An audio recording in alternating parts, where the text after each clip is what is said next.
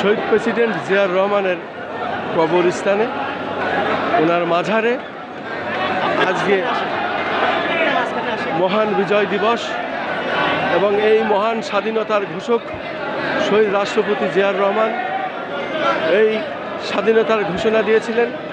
আজকে আমরা দেখতে পাচ্ছি সকাল থেকেই শহীদ রাষ্ট্রপতি জিয়াউর রহমানের মাজারে লাখ লাখ মানুষের ঢল, লাখ লাখ মানুষের বন্যা, মানুষ আর মানুষ।